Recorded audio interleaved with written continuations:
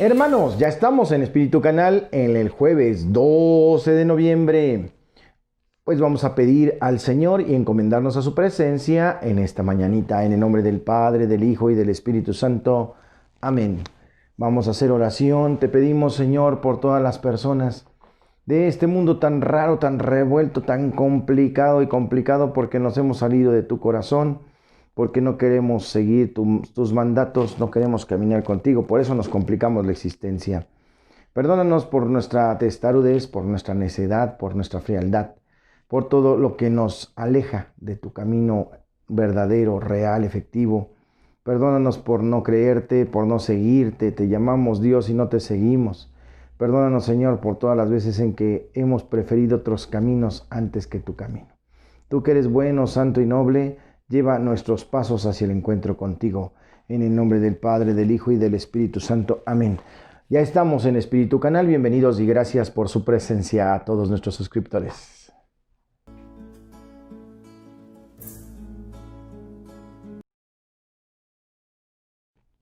Lectura del Santo Evangelio según San Lucas, capítulo 17, versos 20 al 25. En aquel tiempo los fariseos le preguntaron a Jesús: ¿cuándo llegará el reino de Dios?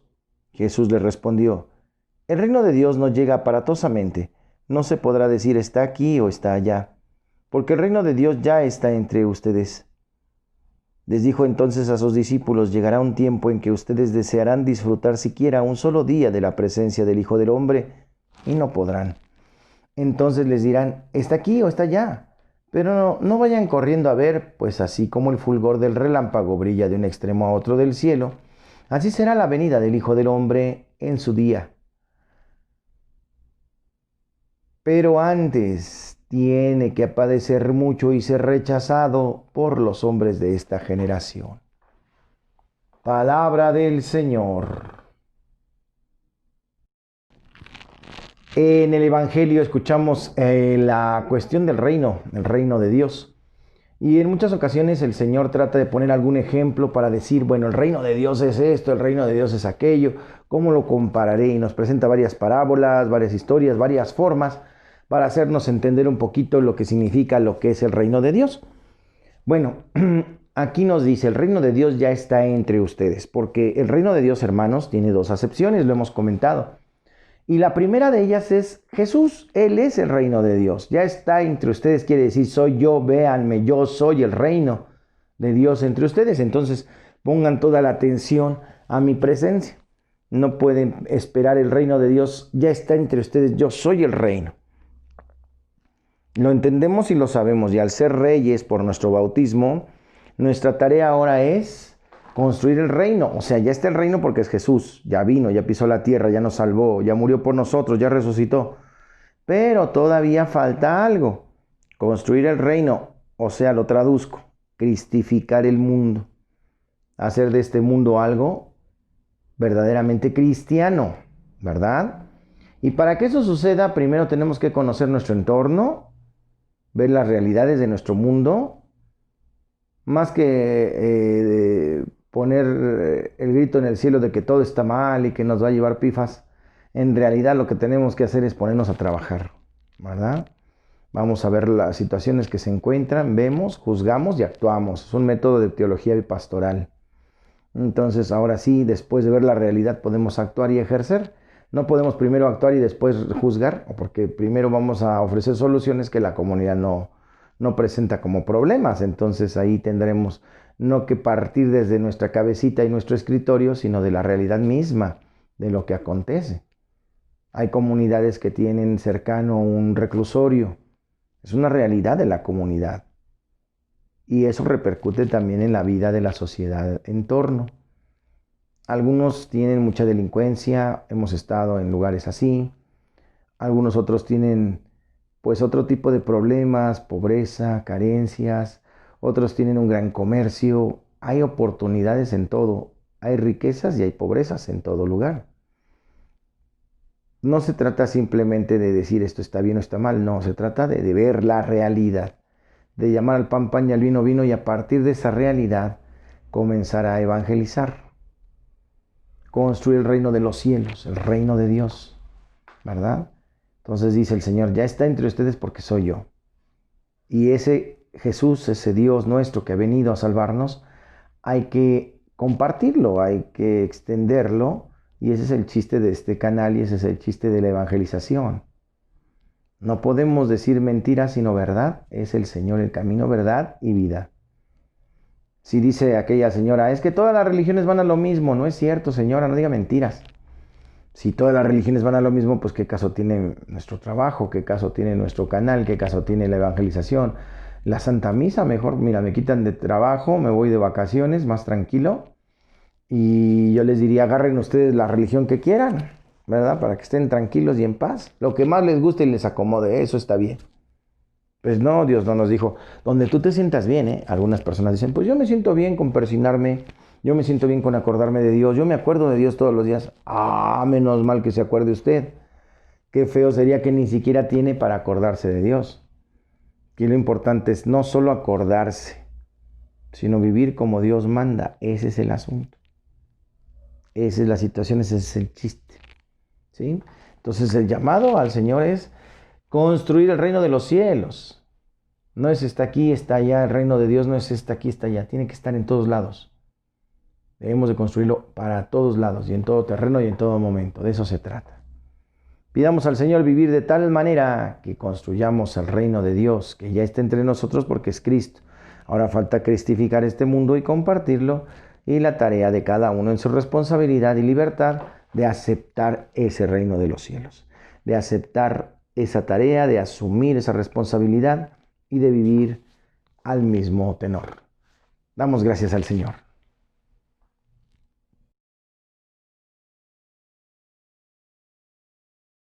Queridos hermanos, vamos al tema del día de hoy. Y en el tema del día de hoy vamos a la oración en la trampa de la falsa sinceridad. La trampa de la falsa sinceridad en la oración.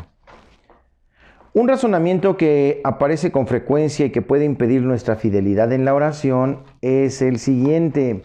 En un siglo como el nuestro, imbuido del concepto de libertad, de autenticidad, oímos decir, yo encuentro que la oración es muy agradable, pero solo rezo cuando me apetece. Rezar sin ganas sería una cosa artificial y obligada a la fuerza. Sería una falta de sinceridad y una forma de hipocresía. Rezaré cuando me nazca, cuando me apetezca. Imagínense al novio comprometido a la fuerza a decirle a la novia, te amo, te quiero, ay, tengo que decírtelo. ¿Qué onda, no?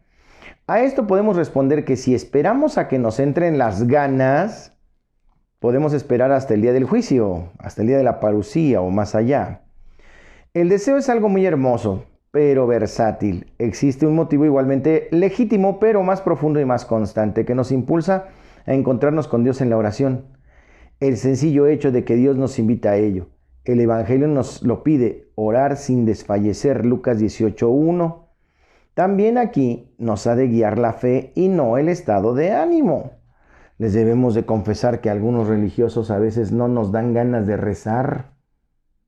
No nos dan ganas porque la tentación del descanso, la tentación de ir a ver al enfermo u otros pretextos, porque son pretextos, para decir, ay, cómo trabajo cosas del Señor, tengo un montón de misas. Sí, pero todavía con eso tenemos que buscar el espacio de estar en la presencia de Dios, sino cómo va a ser nuestro crecimiento espiritual. Por eso a veces caen o caemos en pecados porque no estamos fortalecidos en el espíritu y el diablo no tiene vacaciones, ¿eh? Las nociones de libertad y de autenticidad descritas, tal en el gusto de nuestra época, son sin embargo de las más ilusorias.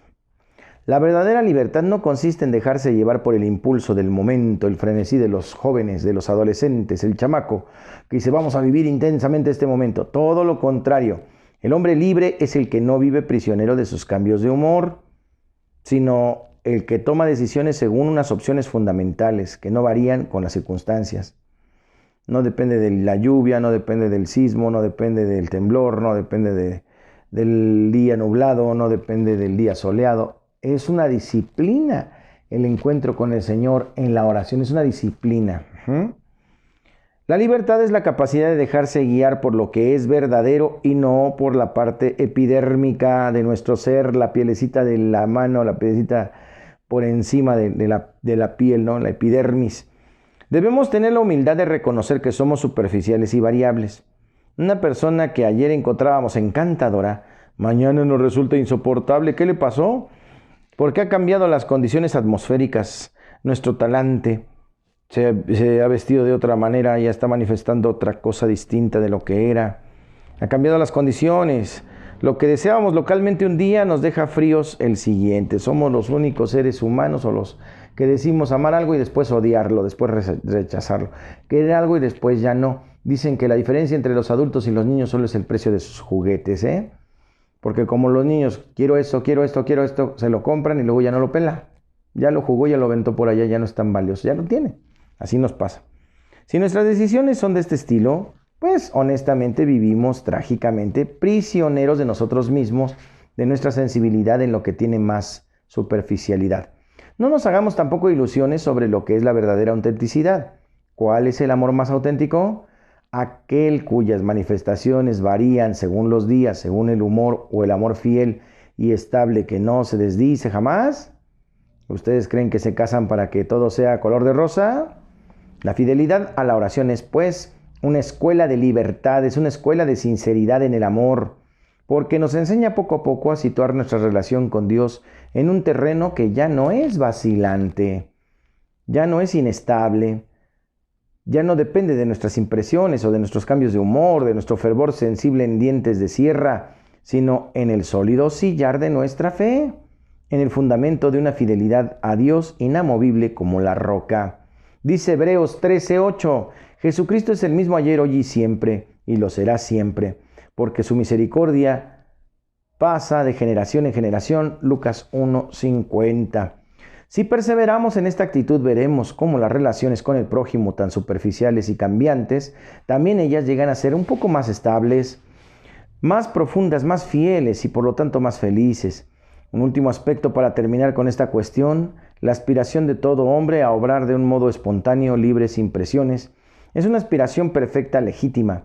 El hombre no está hecho para entrar en conflicto permanentemente consigo mismo, para vivir violentando siempre su naturaleza, y si en alguna ocasión tiene que hacerlo, será consecuencia de la división interna que crea el pecado.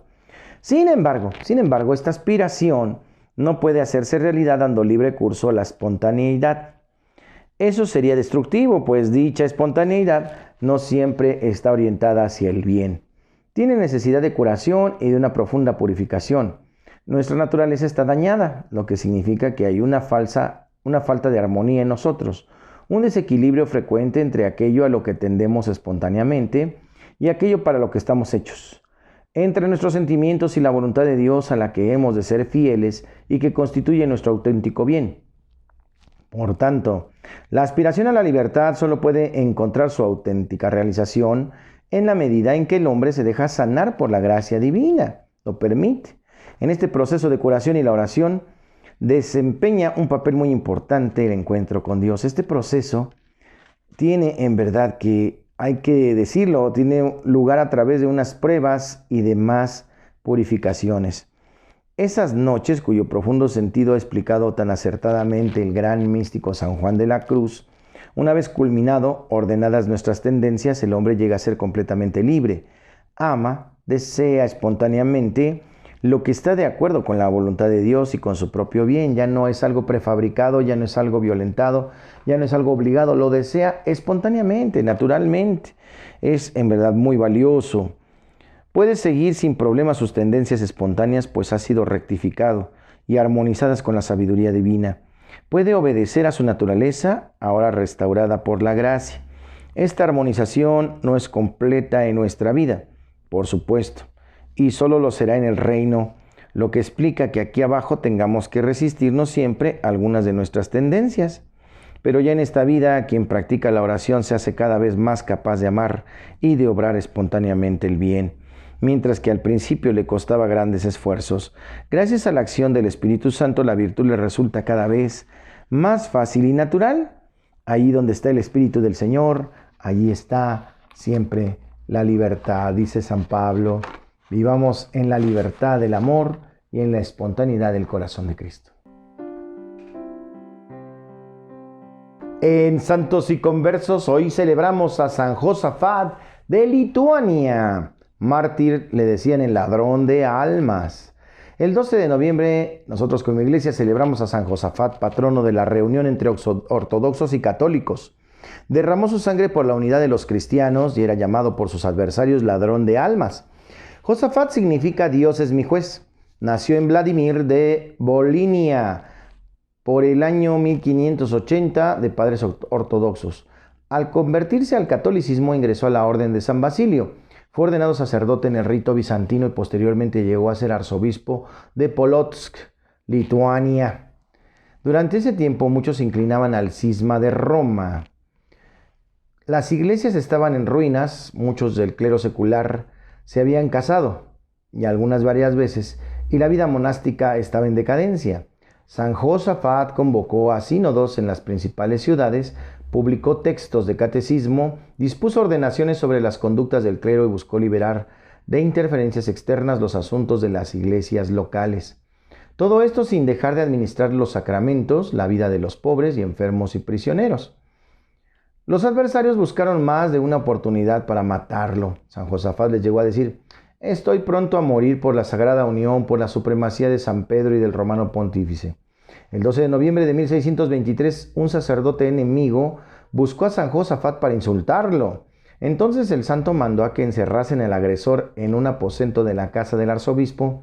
Al regresar de la iglesia, el prelado dio libertad al cura, después de haberle amonestado. Pero una turba ingresó a la casa donde se encontraban y gritaban, golpeando a los criados y exigiendo la muerte de San Josafat. ¡Muerte al papista!, gritaban. El santo, que salió en defensa de los criados, cayó atravesado por una lanza y una herida de bala. Su cuerpo fue arrastrado por las calles, arrojado al río Divina. Esto produjo un movimiento en favor de la unidad católica que pasó por un fuerte periodo de violencia. San Josafat fue canonizado por el beato Pío IX, siendo el primer santo de la Iglesia de Oriente con un proceso formal. Durante el Concilio Vaticano II y a solicitud del Papa San Juan XXIII, los restos de San Josafat fueron puestos en el altar de San Basilio, en la Basílica de San Pedro. El Papa Pío XI, en la carta encíclica Ecclesiam Dei, escribió que San Josafat comenzó a dedicarse a la restauración de la unidad con tanta fuerza y tanta suavidad a la vez, y con tantos frutos que sus mismos adversarios lo llamaban ladrón de almas. Hermanos, el santo y converso del día de hoy, San Josafat, mártir. En el chiste. ¿Saben lo primero que hace un ratón cuando se compra un automóvil? Lo primero que hace un ratón cuando se compra el automóvil es botar el gato.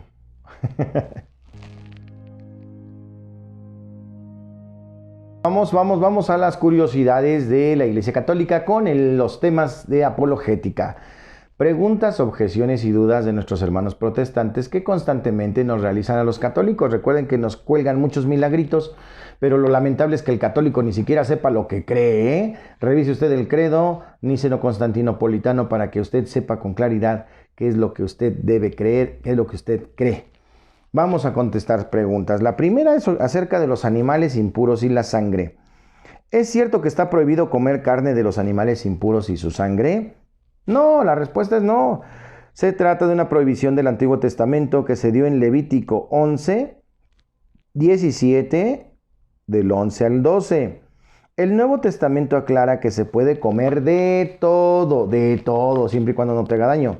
Dice Mateo 15, 11, escuchen y entiendan, lo que entra por la boca no hace impuro al hombre, pero lo que sale de su boca, eso sí es lo que mancha al hombre. Otra, Romanos 14, 17, ¿sale? El reino de Dios no es cuestión de comida o de bebida. Y finalmente, todavía hay dos. Colosenses 2:16, que nadie los venga a criticar por lo que comen o por lo que beben, ¿ok? Y finalmente 1 Timoteo 4:4, todo lo que Dios ha creado es bueno y ningún alimento está prohibido. Ahí está, ¿eh? ¿Qué ole? Siguiente pregunta. ¿Es cierto que el Papa es el anticristo? ¿Es cierto? Lo dicen mucho. No es cierto, el Papa es el sucesor de San Pedro. La Biblia dice que son anticristos, es decir, enemigos de Cristo o contrarios a Cristo, todos los que se salieron de la única iglesia que fundó Cristo. y están en contra de ella, Martín Lutero y sus seguidores. Ahí está la cita, comprobado con la palabra. Dice, hijitos míos, es la última hora y se les dijo que tendría que llegar el anticristo. En realidad ya han venido varios anticristos, por donde comprobamos que esta es la última hora. Ellos salieron de entre nosotros mismos, aunque realmente no eran de los nuestros, porque si hubieran sido de los nuestros se habrían quedado con nosotros realmente. Al salir ellos vimos claramente que entre nosotros, no todos eran de los nuestros. Primera de Juan 2, 18, 19. Entonces, ¿quiénes son los anticristos?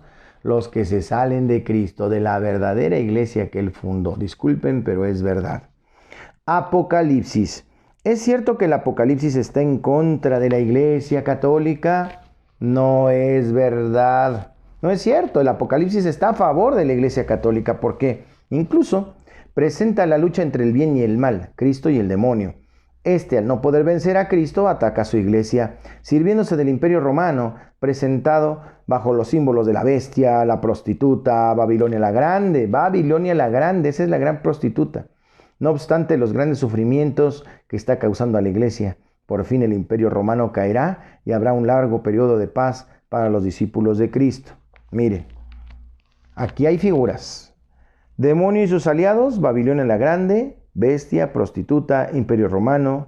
¿Y cuál es esa? La masonería, el ateísmo, el espiritismo, el sectarismo. Eso es lo que caerá. Cristo y sus seguidores, santos y mártires, es la iglesia católica fundada por Cristo y siempre será perseguida, por eso nos persiguen. El Apocalipsis contiene un mensaje de consuelo y de aliento para la iglesia que fundó Cristo y de condenación para sus enemigos. Actualmente representa una advertencia muy severa contra las sectas protestantes en su afán de destruir la iglesia católica, lo que nunca van a lograr. Vaya, se los digo como una especie de broma. Ni siquiera nosotros los católicos hemos podido acabar con la iglesia católica con nuestros pecados. Ni siquiera hemos podido extinguirla, No hemos podido. Hitler le dijo eso al Papa. Voy a acabar con la iglesia católica, y el Papa le contestó simpáticamente lo mismo. A ver si puedes, porque nosotros no hemos podido. Y es cierto. Ni siquiera nuestros pecados han acabado con ella. El fuego del infierno no prevalecerá. ¿Cuántas iglesias conoces que hoy nacieron y ayer murieron? Y así sucesivamente, ¿no? Aparecen, desaparecen porque no están fundamentadas por Cristo. Y aunque tengan muchos seguidores, no tienen sustento, se derriban, se caen. Muchos terminan saliéndose, muchos terminan más desorientados de cómo empezaron. Hay muchos videos de hermanos que dicen, dejé a los testigos de Jehová. Claro que sí, porque se dieron cuenta de la verdad. Y quedan a veces lastimados, quedan a veces con miedo, quedan a veces desconfiados de todo, hasta de la verdad. Entonces hay que tener mucho cuidado, mucho cuidado. Por eso tratan de tergiversar el sentido del libro del Apocalipsis, es que le tienen mucho miedo.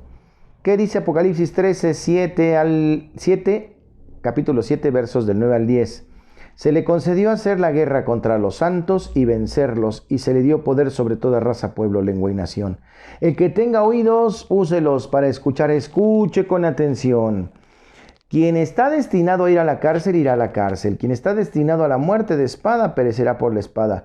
Para los santos es la hora de la perseverancia y de la fe. Y observé que esa mujer estaba ebria con la sangre de los santos y de los mártires de Jesús. Apocalipsis 17:6. Después había tronos y quienes se sentaron en ellos con poder de juzgar. Vi entonces las almas de aquellos a quienes les cortaron la cabeza por haber sostenido las enseñanzas de Jesús y a causa de la palabra de Dios. Vi a todos los que se negaron a adorar a la bestia o su imagen o recibir su marca en la frente o en la mano. Volvieron a vivir y reinaron 1000 años con Cristo. Apocalipsis 24. Hay mucho que decir al respecto. Vamos a otra pregunta. Los libros apócrifos. Apócrifos quiere decir oculto en etimología. Pero los libros apócrifos, pues los tenemos, cualquiera los tiene. Los edita hasta Porrúa por ahí en mis libros personales, en mi biblioteca personal. Tengo los evangelios apócrifos, que tienen ahí, aquí los tengo, miren, chequen para que vean. Cualquiera los puede editar, cualquiera los puede leer, son simpatiquísimos. Evangelios apócrifos, ahí están. Evangelios apócrifos porque pues no tienen un peso en nuestra fe.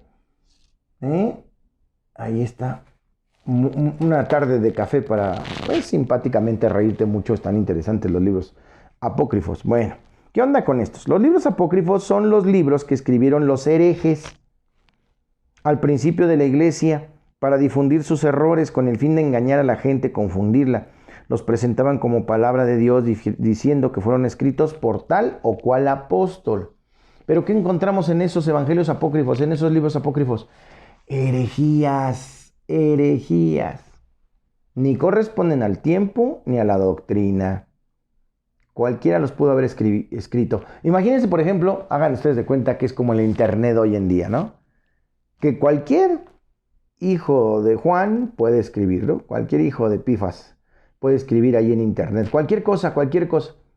Panchito, Pedrito, hasta un niño de 10 años puede escribir ahí, encontré un nuevo evangelio, ¿no? Vamos a suponer, ¿quién les gusta? No sé, el evangelio de María, por ejemplo, evangelio de Santa María. No, pues todos los curiosos van a decir, ¿encontraron el evangelio de Santa María? Y el chavo, si tiene capacidad o si alguna mente malosa lo apoya, pues puede escribir incluso el texto a su conveniencia y lo que se le venga en gana, lo que quiera decir. Puede hasta decir que todo es una farsa y que estamos equivocados. Puede decir, pero son heréticos, van en contra de la fe, no están en el canon, no están inspirados por el Espíritu. Es algo así más o menos. La Iglesia Católica, al adjuntar todos los libros inspirados en lo que se llama Biblia, rechazó los apócrifos, excluyéndolos del canon o lista de los libros inspirados. Apócrifo quiere decir oculto. De una forma oculta, los herejes querían difundir su error, presentándolos como palabra de Dios, como hacen ahora los protestantes, que con la excusa de presentar un mensaje de parte de Dios enseñan muchos errores, sirviéndose de folletos, cassettes, videos, libros, discos, películas, etc. Asimismo, ¿verdad? Muchos tratan de difundir sus mentiras, sus errores. Hay formas de presentar a Cristo de una manera inadecuada. Otra pregunta. Arrodillarse. ¿Es pecado arrodillarse delante de un hombre? Es pecado cuando uno piensa adorar a una persona. Si solamente se trata de una señal de respeto, no es pecado. Llegó hasta el hombre de Dios y se abrazó a sus pies. Entonces se acercó Gehazi para separarla. Pero el hombre de Dios le dijo, déjala, porque su alma está amargada y Yahvé no me lo hizo saber ni me ha revelado el motivo de su pena. Segunda de Reyes 4:27. ¿Por qué la gente se arrodilla cuando se confiesa? La gente se arrodilla cuando se confiesa en señal de respeto por el sacramento que está recibiendo. De todos modos, uno puede confesarse estando parado, sentado, caminando, pero también recordemos que aquí el que da la absolución es Cristo Jesús. El sacerdote actúa en persona de Cristo, por lo tanto, es ante Cristo a quien debemos adorar que se arrodilla, no ante el sacerdote. El sacerdote pues es un instrumento, pero en ese momento ejerce en persona de Cristo y absuelve en el nombre del Padre, del Hijo y del Espíritu Santo. Hasta aquí las preguntas del día de hoy. Mañana le continuamos. Vamos ya con la rola del alma.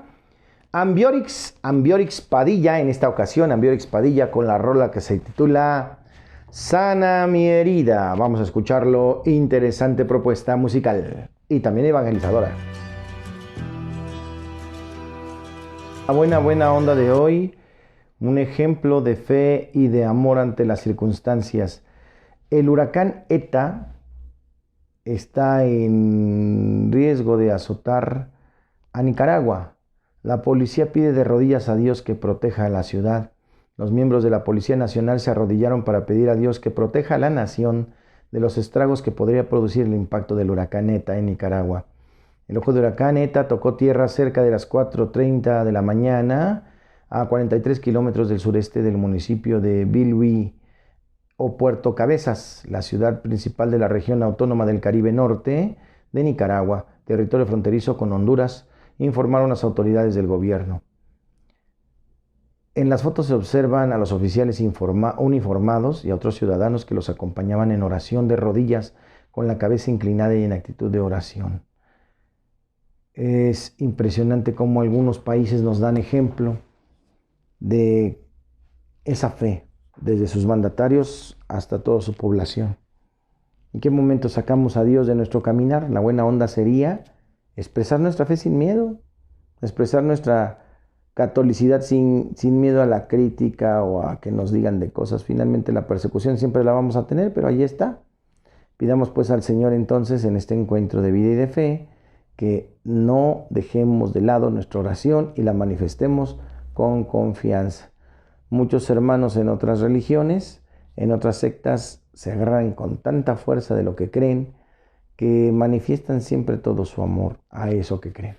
Ojalá que sea nuestro caso, ojalá que nosotros también, sin miedo, sin pena, sin avergonzarnos de ser cristianos, sepamos decirle que sí al Señor en todos los terrenos. Recibamos la bendición del Señor. El Señor les guarde, les protege, les bendiga, haga resplandecer su rostro sobre ustedes y les conceda la paz. Que les bendiga siempre el Padre, el Hijo y el Espíritu Santo y permanezcan ustedes para siempre. Así sea. Hemos llegado al final de este video. Por favor, compártelo, suscríbete, dale like a la manita arriba y dale clic a la campanita para que tú te enteres que cada día a las 10 de la mañana estamos subiendo este video Espíritu Canal. Y gracias por estar atentos a nosotros. Si hay algunas dudas, comentarios, gracias por escribirlos.